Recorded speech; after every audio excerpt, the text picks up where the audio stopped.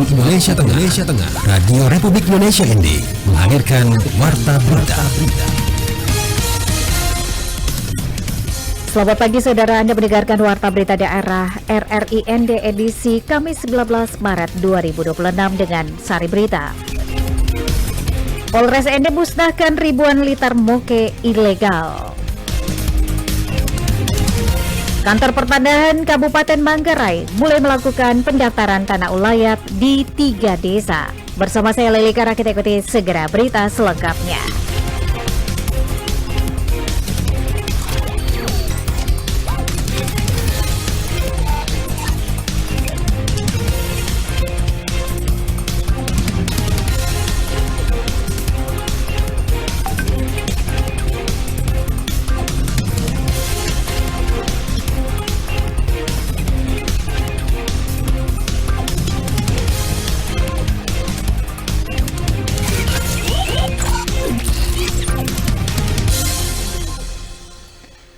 Pendengar, Polres ND melalui Satuan Reserse Narkoba memusnahkan barang bukti minuman keras tradisional jenis moke tanpa izin hasil operasi kegiatan rutin.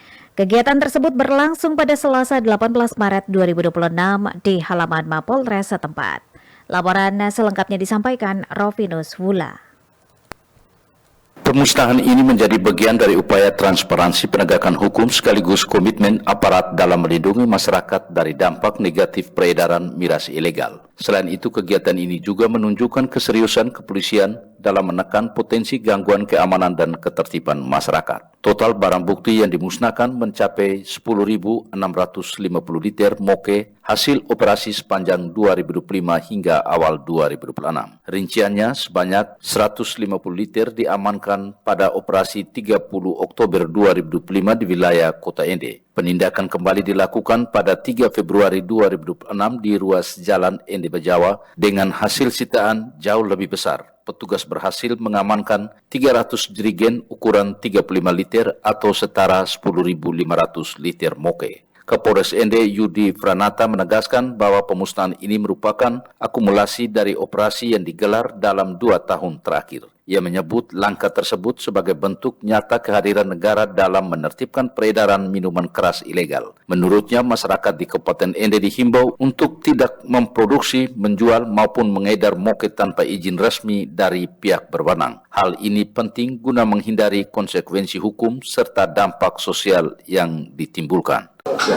jadi kita hari ini bersama dengan Pak Lurah dari Potolonda dan beserta PJU dari Polres ND hari Rabu tanggal 18 Maret 2026 kita melaksanakan pemusnahan minuman tanpa izin jenis moke.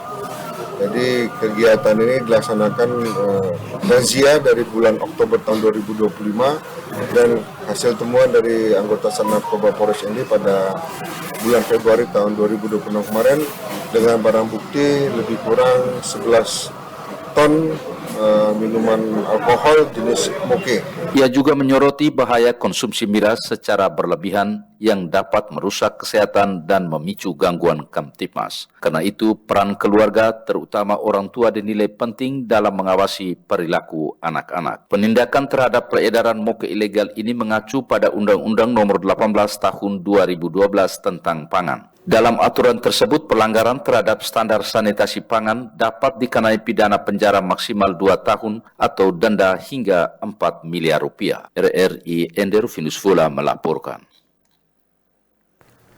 Pendengar, kita beralih ke berita lainnya. Kantor Pertanahan Kabupaten Manggarai mulai melakukan pendaftaran tanah ulayat di 3 desa. Dan selengkapnya informasi ini disampaikan kontributor RRI ND Mario Alberto.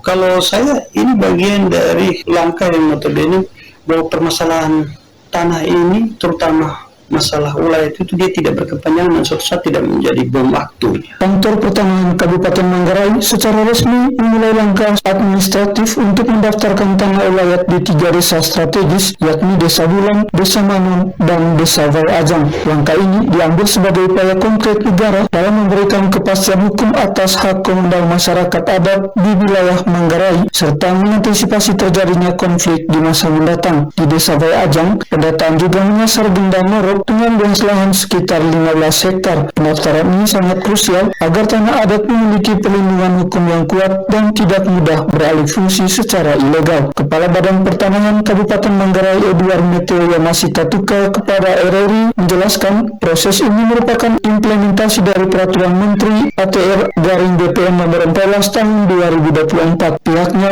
kini tengah fokus pada penataan lahan yang mencakup area perkebunan hingga kawasan sakral pekarangan rumah gendang. Ya, kalau untuk tanah ulayat itu sebenarnya sebagaimana yang dasarnya adalah masyarakat hukum adat itu perlu kita lakukan identifikasi, inventarisasi, dan proses pengakuan perlindungannya berdasarkan Permen 52, Permendagri 52 2014 di sanalah. Itu domainnya di pemerintah daerah. Jadi masyarakat hukum adat dalam hal ini kalau di Manggarai Gendang, dia mengajukan permohonan ke Pemda untuk dilakukan validasi tentang keberadaan mereka dan kedudukan mereka. Setelah itu nanti akan ada SK Bupati. Jadi ada panitia di daerah, panitia.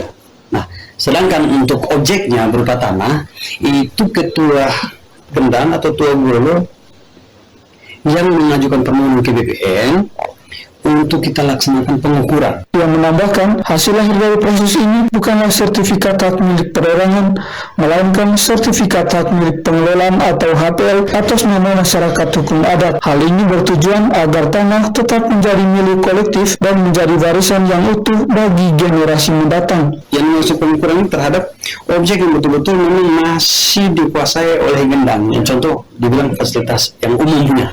Sedangkan yang sudah terjadi privatisasi, itu nanti kita terobosan untuk sertifikasi hak milik pribadi.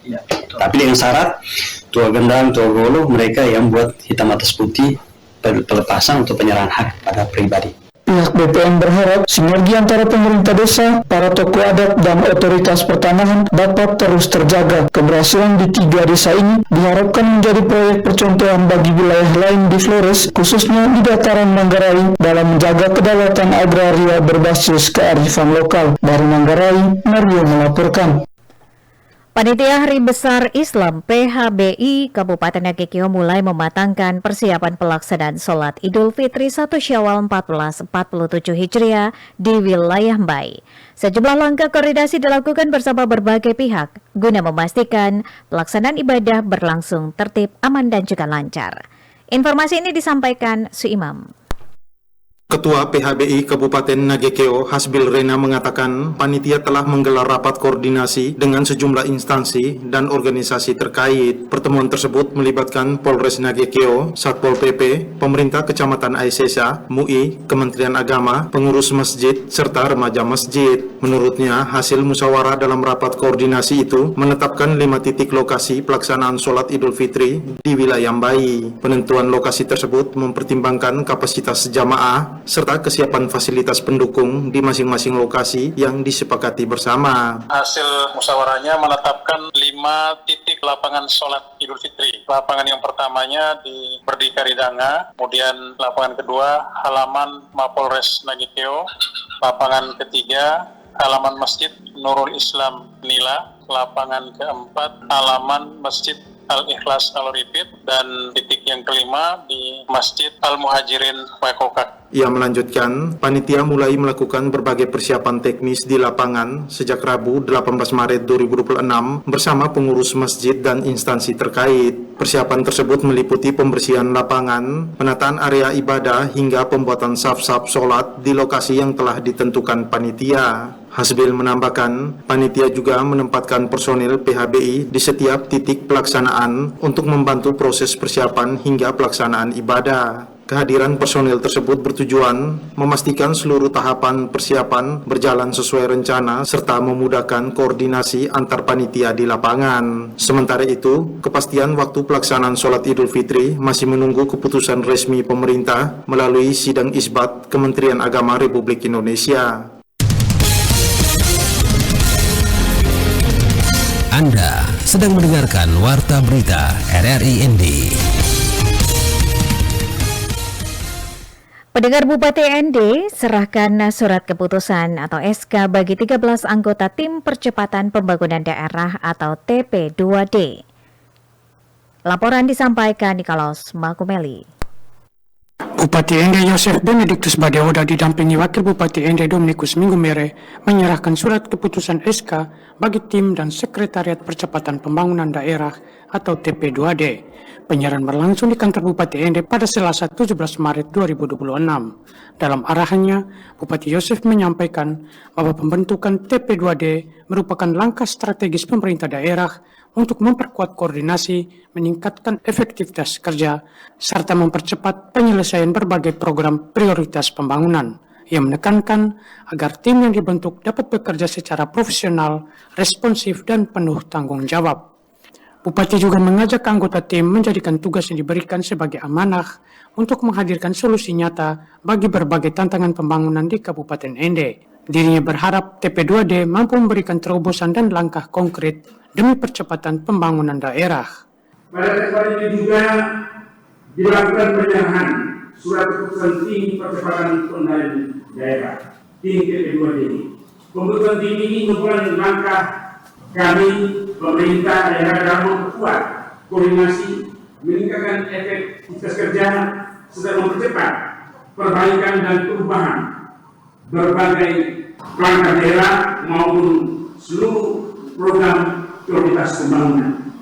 Saya berharap tim yang telah dibentuk dapat bekerja secara profesional, responsif, dan penuh tanggung jawab. Adapun keanggotaan TP2D berjumlah 13 orang dengan bidang kerja yang beragam. Bupati Yosef menegaskan bahwa pembangunan daerah tidak dapat dilakukan sendiri oleh pemerintah, melainkan membutuhkan kolaborasi dari berbagai pihak. Dengan adanya TP2D, diharapkan percepatan pembangunan di Kabupaten ND dapat berjalan lebih terarah, terukur, dan memberikan manfaat nyata bagi masyarakat. RRI ND Nikolaus Makumeli melaporkan.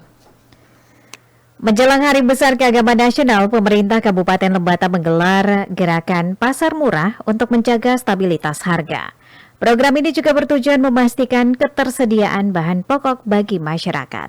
Selengkapnya, Ricardus Kota menyampaikan. Pemerintah Kabupaten Lembata kembali melaksanakan gerakan pangan murah atau GPM guna menekan lonjakan harga bahan pokok di tengah meningkatnya kebutuhan masyarakat jelang Hari Raya Idul Fitri dan Paskah. Kegiatan ini secara resmi dilepas di halaman kantor Bupati Lembata, Senin 16 Maret 2026 dengan melibatkan sejumlah perangkat daerah serta distribusi ke beberapa kecamatan. Gerakan pangan murah menjadi salah satu langkah konkret pemerintah daerah dalam menjaga kestabilan harga dan memastikan pasokan pangan tetap tersedia menjelang Hari Besar Keagamaan. Pelaksana tugas Kepala Dinas Pertanian dan Ketahanan Pangan Kabupaten Lembata, Mukhtar Hada, mengatakan program ini telah dilakukan secara bertahap sejak Februari. Kegiatan gerakan pangan murah dalam rangka stabilitas harga pangan kita mulai dari bulan Februari dan sampai sekarang saya sudah 3 kali melakukan GPM.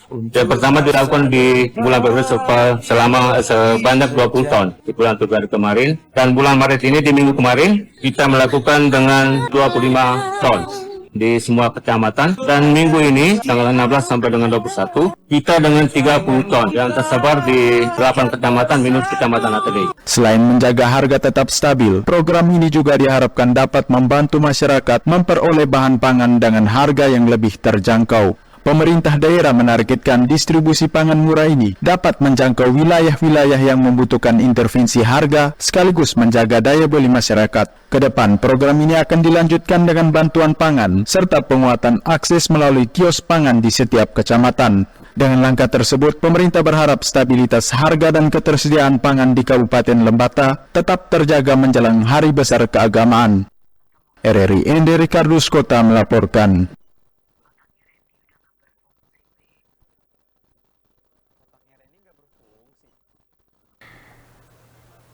Berita terakhir. Pemerintah Kabupaten Nagekeo mendapatkan bantuan program revitalisasi satuan pendidikan oleh pemerintah pusat sebanyak 19 sekolah. Program ini diharapkan bisa meningkatkan proses belajar mengajar anak didik melalui ketersediaan sarana dan juga prasarana pendidikan yang layak. Ferry Soo melaporkan. Pemerintah Kabupaten Nagekeo mendapat dukungan dari pemerintah pusat melalui program revitalisasi satuan pendidikan yang menyasar 19 sekolah di wilayah tersebut. Program ini diharapkan mampu meningkatkan kualitas proses belajar mengajar dengan menghadirkan sarana dan prasarana pendidikan yang lebih layak, aman dan nyaman bagi siswa maupun tenaga pendidik. Kepala Dinas Pendidikan Kabupaten Nagekeo, Tarsius Jogo, menjelaskan bahwa bantuan revitalisasi pada tahun 2025 mencakup berbagai jenjang pendidikan. Rinciannya sebanyak 2 sekolah pendidikan anak usia dini atau PAUD, 8 sekolah dasar, dan 9 sekolah menengah pertama atau SMP menerima program tersebut. Seluruh sekolah yang menjadi sasaran revitalisasi kini telah selesai dikerjakan dan resmi digunakan. Peresmian dilakukan oleh Bupati dan Wakil Bupati Nagekeo sebagai tanda dimulainya pemanfaatan fasilitas baru dalam mendukung kegiatan belajar mengajar. Di tahun 2025 revitalisasi kita ada 19 satuan pendidikan, 2 di PAUD, 8 di SD dan 9 di SMP. Programnya menggunakan dana APBN, dana pusat melalui program revitalisasi pendidikan. Sangat membantu dalam kaitan dengan pelayanan pendidikan di satuan pendidikan, khususnya dampaknya sangat luar biasa untuk 9 sekolah yang memperoleh dana revitalisasi tahun 2025. Adapun pekerjaan revitalisasi meliputi pembangunan dan perbaikan ruang kelas, fasilitas toilet, serta ruang usaha kesehatan sekolah atau UKS. Kehadiran fasilitas tersebut memberikan dampak signifikan terutama dalam menciptakan lingkungan belajar yang lebih nyaman setelah sebelumnya guru dan siswa harus beraktivitas di tengah keterbatasan sarana. Dengan adanya program ini, pemerintah berharap para tenaga pendidik dapat semakin optimal dalam menjalankan tugasnya sekaligus menumbuhkan semangat belajar siswa. Revitalisasi ini menjadi langkah strategis dalam meningkatkan kualitas sumber daya manusia di Kabupaten Nagekeo melalui sektor pendidikan yang lebih baik. RRI Endeveriso melaporkan.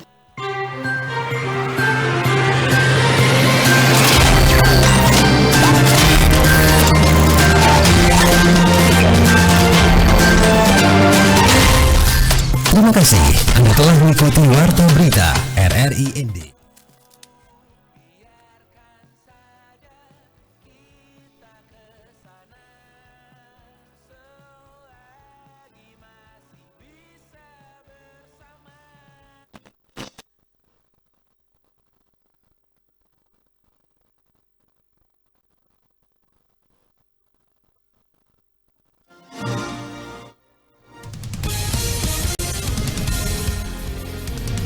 Anda sedang mendengarkan Warta Berita RRI ND.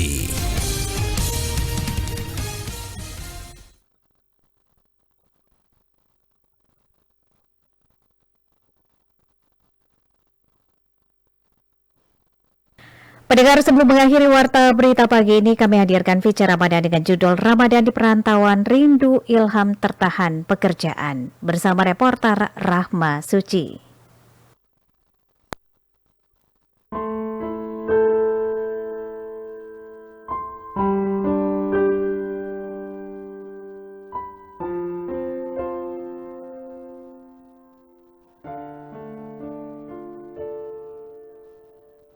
Ramadan tak selalu tentang kebersamaan.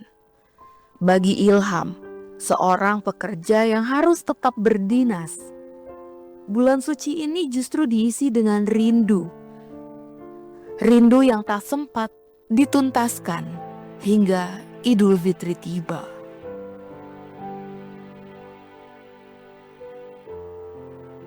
Di perantauan, sahur dan berbuka terasa lebih sunyi. Tak ada hidangan hangat buatan sang mama. Tak ada pula canda keluarga yang biasanya mengisi meja makan. Menjalani Ramadan jauh dari keluarga di kampung halaman rasanya tentu sangat berbeda. Biasanya ada rasa sepi karena tidak bisa berbuka puasa bersama dan dengan hidangan yang dimasak di rumah, atau menjalani sahur dengan suasana rumah seperti dulu kala. Namun Ilham memilih bertahan. Ia menjaga rindu itu lewat panggilan singkat dan pesan sederhana kepada keluarganya di kampung. Sesekali ia berbuka bersama teman kerja, mencoba menghadirkan sedikit kehangatan di tengah jarak.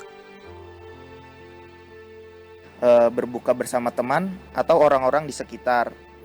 Dengan begitu, momen Ramadan tetap terasa lebih hidup. Dan yang paling penting, saya mencoba menikmati Ramadan tahun ini dengan apa adanya, sambil tetap mengingat bahwa jarak ini hanya sementara dan suatu saat nanti pasti ada kesempatan untuk kembali merasakan Ramadan bersama keluarga di kampung halaman. Yang paling ia rindukan adalah momen Lebaran. Ketupat dan opor buatan mamahnya. Saling bersalaman hingga berkeliling kampung. Bahkan kenangan kecil seperti menikmati pecel dan tempe mendoan di salah satu rumah tetangga terasa begitu berarti. Tahun ini Ilham harus mengikhlaskan dirinya tak pulang. Pekerjaan menahannya di perantauan, sementara hatinya tetap menuju rumah. Walaupun jarak kadang membuat kita jarang bertemu, rasa kangen itu justru mengingatkan betapa berharganya kebersamaan itu. Semoga Lebaran nanti bisa menjadi waktu untuk saling memaafkan, maupun yang hanya bisa menyampaikan doa dari jauh. Bagi Ilham, Idul Fitri tahun ini bukan sekedar tentang tidak pulang ke kampung halaman. Lebih dari itu, tentang rindu yang ia simpan dalam diam, yang justru terasa semakin dalam ketika jarak memisahkan. Di balik kesibukan dan tanggung jawab pekerjaan, ada doa-doa yang tak pernah putus ia kirimkan untuk mereka yang setia menunggunya di rumah, keluarga yang selalu menjadi alasan ia bertahan, sekaligus tempat yang selalu ia rindukan untuk kembali.